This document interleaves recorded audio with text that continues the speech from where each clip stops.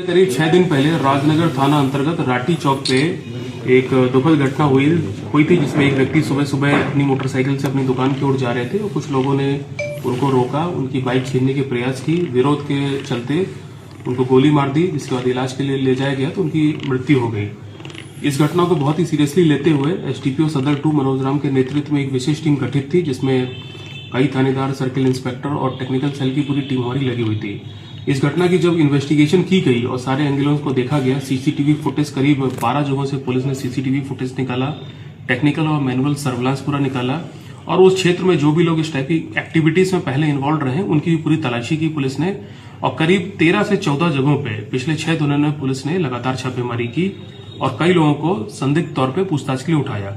उसके बाद एक जो दुर्दांत अपराधी है अरशद, पुलिस ने उसकी पहचान की। ये गौस नगर राजनगर का ही रहने वाला है और जब इसके बारे में हम लोगों ने पूरी छानबीन की तो ये पता चला कि घटना के दिन ये इसके मोबाइल फोन से हम लोग को पता चला कि ये वहां पे मौजूद था और घटना स्थल के पास से कुछ सीसीटीवी फुटेज मिले हैं, जिसमें कि ये अपने साथियों के साथ मोटरसाइकिल से एक खास कलर की जैकेट पहन के घूमता हुआ दिखा।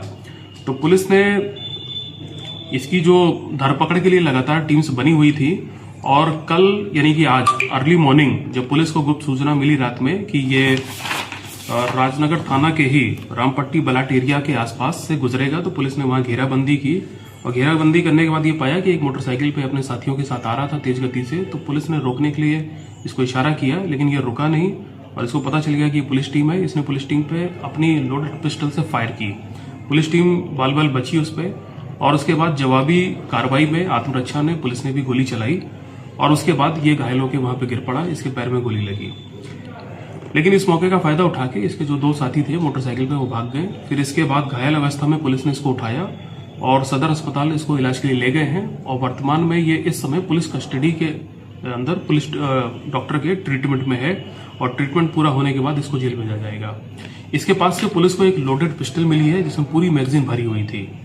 तो इसकी गिरफ्तारी हुई। जब हम लोग ने इससे बेसिक पूछताछ की वहां पे इलाज के दौरान, तो इसने अपना अपराध कबूला है और इसके साथ में और कौन कौन से लोग थे इस घटना में वो भी पुलिस ने पता कर लिया है।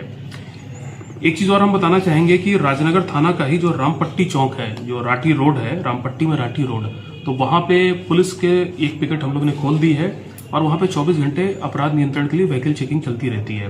तो आज करीब 9-10 बजे के आसपास पुलिस ने वहां पे 3 लड़कों को मोटरसाइकिल से पे पकड़ा है और जब तलाशी ली गई तो इनके पास से भी देसी कट्टा और जिंदा कारतूस बरामद हुए हैं। तो बेसिकली इस घटना का 6 दिनों के अंदर पुलिस ने उद्भेदन किया है। अब मुख्य अपराधी को पुलिस मुठभेड़ में ये घायल हुआ है और इसके अलावा टोटल अगर अरशद को मिला के जो बाकी 3 लड़के पकड़े गए हैं, टोटल 4 लड़कियों की गिरफ्तारी हो गई है पिछले 24 घंटे में और इन सभी के पास से कुल मिला के 8 जिंदा कारतूस और 2 देसी पिस्टल पुलिस को बरामद हुई है।